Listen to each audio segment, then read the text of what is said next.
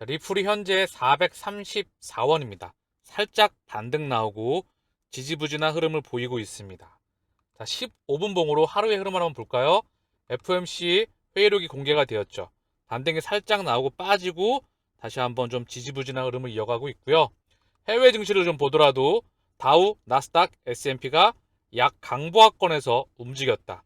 의사락이 공개가 됐는데 다 어느 정도 예상했던 부분이었죠. 더불어 물가를 잡을 거야. 우리 인플레 2% 그러면서 긴축에 대한 스택스가 늦춰지지 않을 거야 라는 그런 부분들에 대해서 알고 있었던 부분이다. 다만 그 부분이 확인되었던 부분이고요. 영국과 프랑스와 독일은 강하게 반등이 나왔어요. 현재. 자, 그리고 유럽 증시의 반등, 경기 침체 우려 속에서도 1% 넘게 반등이 나왔다. 그 이유는 자세히 나오지 않았습니다. 자, 다만 지켜봐야 된다는 부분이고요. 우리가 체킹해야 될 부분, 달러 인덱스의 가격이 106.89, 사상 최고치를 경신해가면서 상승하고 있어요. 그런데 3개월짜리고요. 10년짜리로 보자고요. 자, 보면 얘가 과연 언제까지 달릴 수 있느냐. 얘가 계속 달려나가는 부분이 지금 슈팅이 아래쪽으로 추세를 벗어나는 강한 상승세가 나왔잖아요. 그쵸? 위로 솟았잖아요. 이게 언제까지 지속되느냐. 이 지속이 멈춰지는 순간 달러가 약세로 변하겠죠. 그동안 달려왔던 부분이 차익 실현이 나오겠죠. 자, 그러면 이 반대편에 있는 증시와 코인 시장에 다른 변화가 일어나리라 생각을 합니다. 자산 시장에. 자, 달러 강세가 언제까지 지속되는지 우리가 첫 번째로 모니터링 해야 될 부분이다. 자, 연준 의사록을 잠시 한번 살펴보자고. FOMC 6월 회의록. 인플레이션 잡히지 않으면 더 제약적인 정책을 시행하겠다. 그래서 FOMC에서 경제 성장이 둔화되더라도 인플레이션을 억제할 필요성을 강조했다고 CNBC가 6일 현지 보도했다. 6월 회의록이에요. 사실 언제든지 연준의 스탠스는 변할 수가 있다는 부분을 인지하면서 봐야 됩니다. 자, 경제.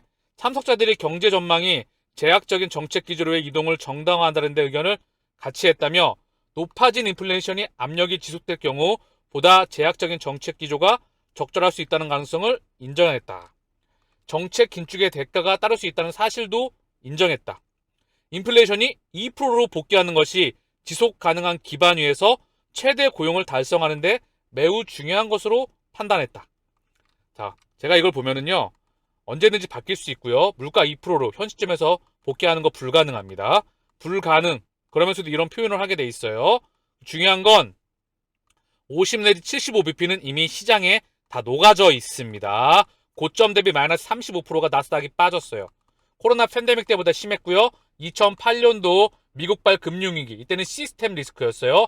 전 세계 경제 위기로 퍼져나갔던 실물 경제와 금융 경제의 붕괴가 있었죠. 이때를 제외하고 가장 큰 낙폭이었습니다. 자, 그래서 절대 연준은 경기를 포기할 수가 없어요. 6월 FOMC 회의록이었죠. 자, 경기가 무너진다는 시그널이 나오고 있지만 아직 무너진 게 없죠. 그쵸?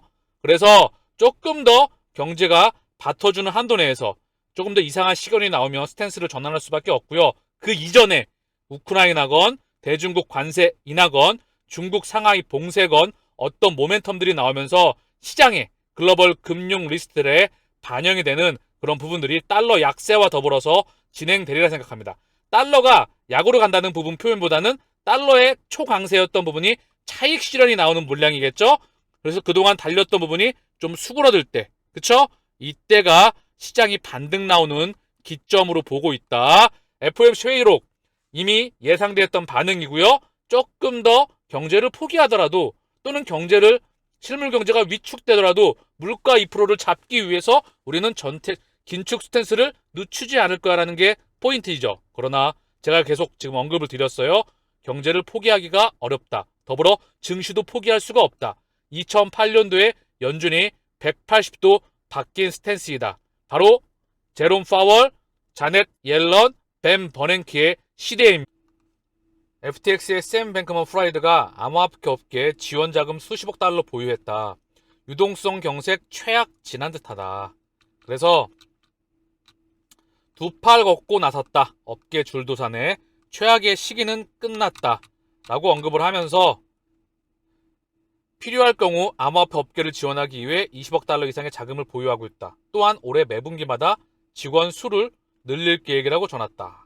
그래서 유동성 긴축에 따른 암호화폐 업계의 최악의 신학 시기는 끝난 것으로 보인다. 향후 추세는 거시경제에 달려있다. 비트코인 가격이 안정됐다는 것은 가격이 바닥을 치고 있다는 뜻이다. 향후 추세는 거시경제에 달려있다. 자, 근데 보면 비트코인이 바닥을 다지고 상승전 마지막 단계라고 지금 미디어에서 언급이 되고 있는 부분인데요. 지켜봐야 되겠죠. 이미 고점 대비 너무나 많이 아래쪽으로 슈팅이 나올 만큼 빠져 있습니다. 추세를 이탈할 만큼 빠져 있다. 자, 나스닥도 큰 폭의 낙폭이 있었다. 달러는 위로 추세를 이탈할 만큼 상승이 있었다. 자, 의미하는 바가 작지 않죠? 고로 모니터링과 지켜봐야 되겠죠. 어떠한 모멘텀으로, 어떠한 이슈로 FOMC에서 스탠스가 변해가는지, 그리고 과연 언제쯤 반등이 나올 수 있을지 지켜봐야 된다는 부분이죠. 한없이 하락하지만은 않아요. 그리고 한없이 상승만 하지도 않습니다. 이제 반등이, 자, 파동이라는 게 있는 거죠. 하락할 때도 반등이 나올 그 시점을 기다려야 되고요. 상승이 나올 때도 하락할 그런 타이밍이 있는 거예요. 지금은 많이 빠졌기 때문에 반등 나올 그 타이밍이 지금 언제 나올지 지켜봐야 된다는 부분이죠. 자, 더불어서 와이어, 머니그램, 스텔라 제공 암호화폐 현금 환전 서비스를 도입했다는 소식입니다. 암호화폐 인프라 제공업체인 와이어가 글로벌 송금기업 머니그램에 도입된 스텔라 기반 암호화폐 현금 환전 서비스를 도입한다. 그래서 와이어는 다양한 핀테크 앱 및 플랫폼을 구축하는 파트너에게 블록체인 기반 국경 간 송금을 지원하고 1,500만 명이 넘는 글로벌 사용자는 어디서나 암호화폐를 현지 통화로 바꿀 수 있다 전했다. 머니그램은 스텔라의 개발 과정과 성장을 지원하는 비영리단체인 스텔라 개발재단 지원하에 출시된 해당 서비스를 12개월 기간 한정 무료로 제공 중이다. 자, 머니그램, 스텔라, 리플 다 관련이 있는 그런 부분들이겠죠. 그쵸? 자, 영역을 각각 나누어서 발전되어 나가는 부분이다. 자, 리플에서 자체 NFT 성능 테스트한다는 소식입니다. 리플의 자금 조달 및 개발 분야 자회사인 리플X가 XLS20, XLS20 표준을 지원하는 XRP 레저에 대한 성능 테스트를 실시했다는 소식입니다. XLS20은 XRP 레저 내 NFT 지원을 위한 신규 표준입니다. 이더리움은 바로 이더리움 721 그 기준을 적용하죠. 중요한 건 이더리움 기반보다 속도, 수수료 모든 면에서 월등하다 생각합니다. 자, 통합되고 확장되고 그런 나아가는 부분에 있다는 부분이죠. 테스트 결과 XRP 레저 내에서 XRP 결제 시 최고 트랜잭션 처리 속도는 초당 2199건을 기록했다. 리플엑스 개발팀은 XLS20 표준을 지원하는 XRP 레저의 능력을 확신하고 있다고 전했다. 자, 여기 처리 속도가 2199 TPS, XRP 페이먼트, 5명의 검증인 또는 9개의 노드만 테스트에 참여했습니다. 테스트는 플랫폼이 실제로 NFT 플랫폼으로 적합할 수 있음을 보여줍니다. 자, XRP 기반의 원장을 통해서 XLS20을 통해서 NFT가 발행되고 많은 개발자와 NFT 제작자가 이 시스템을 통해서 참여를 통해서 이제 메타로 이동하게 되면서 XRP 원장의 역할이 CBDC와 토큰과 리퀴디티 유동성 허브와 XLS20을 통해서 확장되고 인터레저 또한 통합되는 블록체인을 통해서 확장되는 시간차를 통해서 우리가 모니터링을 할 수 있으리라 생각을 합니다. 더불어 리플의 인사이트 면에 바로 모니카 롱이 리플 드롭, XLS20 및 NFT를 통한 지속 가능성을 언급하고 있습니다. XLS20, XRP 레저의 크리에이터를 위한 새로운 잠재력 잠금 해제. 리플이 제안한 XLS20 표준은 현재 XRP 레저 검증인의 승인을 기다리고 있다. XRP 레저에서 NFT를 매우 작고 효율적으로 생성하여 XRP 레저의 성능에 대한 부정적인 영향을 줄이고 대규모 혼잡을 방지합니다.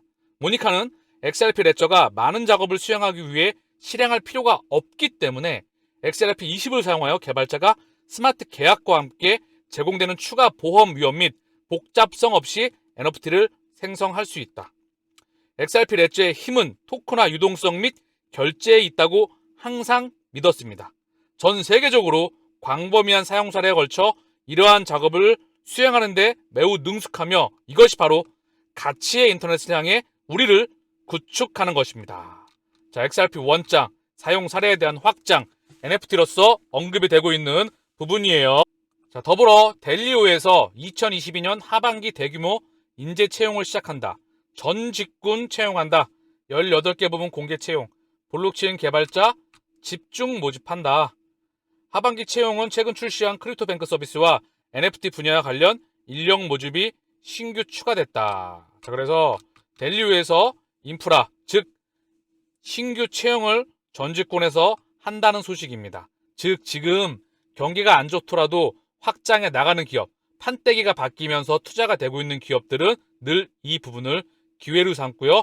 끊임없이 성장하는 분야에서는 투자가 집행됩니다. 자, 제드 밸런스를 보게 되면요. 7월 6일 473만 XRP가 매도되었어요. 자, 그동안에 730만에서 470만으로 1거래일, 2거래일, 3거래일, 4거래일. 4거래일 동안 473만 XRP를 매도했어요.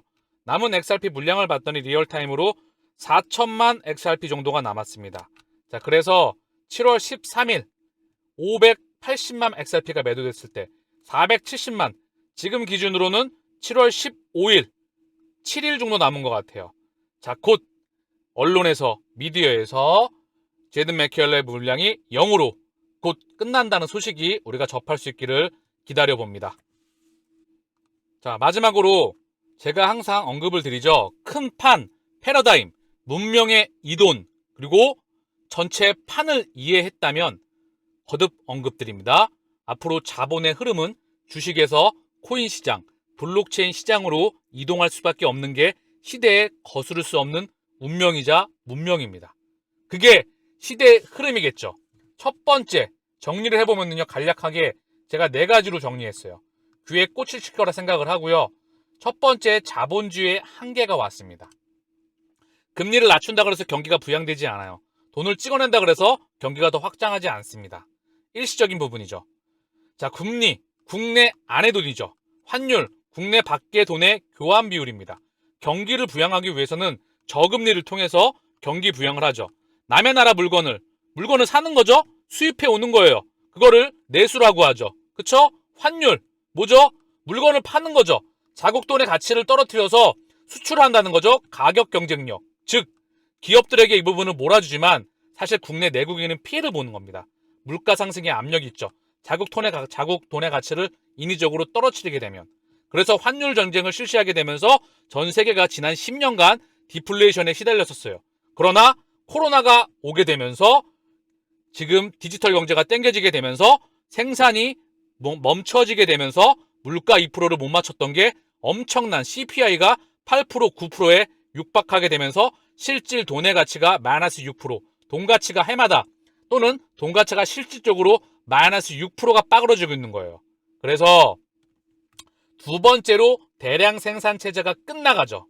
탈탄소, 18세기 후반에 세계 최초의 증기기관, 기계의 탄생으로 인해서 대량 생산 기업이 탄생하게 되었습니다. 그러나 한국의 중후장대 산업으로서 1960년대, 70년대, 80년대 한각의 기적을 읽어나가면서 88 서울올림픽을 거쳐서 중후장대 산업들 30년 전에 투자가 시작됐다고 해서 최소 20년 전에 투자가 시작돼서 10년 전에 투자가 끝났다고 한다면 최소 50배, 100배에서 100배 이상의 수익을 거둬갔을 겁니다. 다만 10년 전에 투자가 끝났어야 됩니다. 얘네들의 성장이 끝났다는 거죠. 반도체를 제외하고. 제가 지난번에 언급을 드렸죠.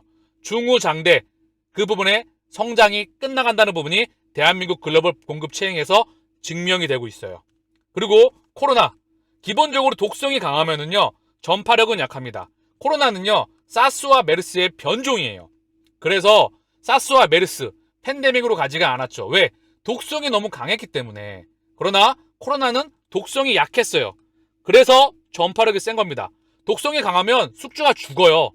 그리고 이동을 할 수가 없죠. 독성이 약하기 때문에 몸 안에 코로나 바이러스를 몸 안에 잠복기에 두고 활동을 하기 때문에 전파력이 정말 셌던 겁니다. 그리고 백신에 대해서 작용기전에서 언급을 드렸죠. 경증에서 중증으로 가는 거는 예방할 수가 있겠죠. 왜?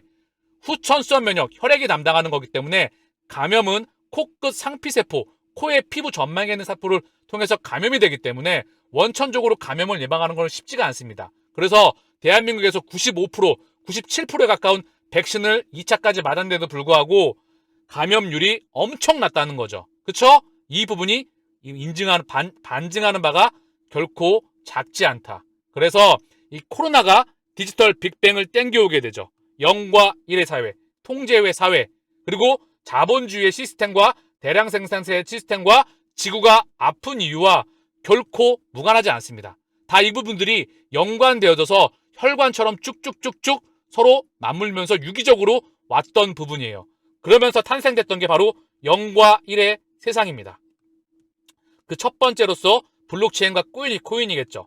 떨어지면 자기가 선택했던 그 투자했던 리플을 포함하여서 비트코인과 이더리움 제가 언급을 했죠. 각 펀더멘탈 그리고 그레이스케일 자산 운용사의 포트폴리오에 포함되어 있는 그런 부분들을 기준점으로 해서 펀더멘탈이 받쳐주는 코인들, 자신이 확신하고 싶어하는 기업이건 주식이건 떨어지면 기계적으로 매입합니다. 언제 확실히 가냐? 그 시기에 대한 날짜는 정확히 저도 모릅니다. 다만 간다는 것은 알고 있죠. 마음의 여유를 가지고 있으시면 시간을 내 편으로 만드신다고 한다면 반드시 펀더멘털이 받쳐주는 코인은 성장할 수밖에 없고 그 가치는 도달할 수밖에 없습니다. 지금은 0과 1의 세상, 빅그로스는 반도체가 나온 이후로 단 한 번도 멈춰진 적이 없었어요. 0과 1이라고 하죠. 이진법. 1950년대에 진공관, 세계 최초의 컴퓨터가 태어나게 되었고요. 그 다음 60년대에 트랜지스터, 70년대에 반도체 집접회로, 80년대에 드디어 퍼스널 컴퓨터, PC의 세상에 나왔고요. 90년대 인터넷 혁명, 2008년도 모바일 혁명과 그리고 IoT, 사물 인터넷과 인공지능, 그리고 바로 블록체인과 코인의 혁명의 시대로 간다는 것은 바로 명확한 사실입니다. 시장이 100배 이상 커진다고 제가 분명히 언급을 드렸어요. 떨어지면 훌륭한 투자 대상을 기계적으로 매입하는 부분, 그리고 여유자금과 장기로서 투자의 마음으로서 시간을 내 편으로서 한다면 목적지에 도착한다고 생각합니다.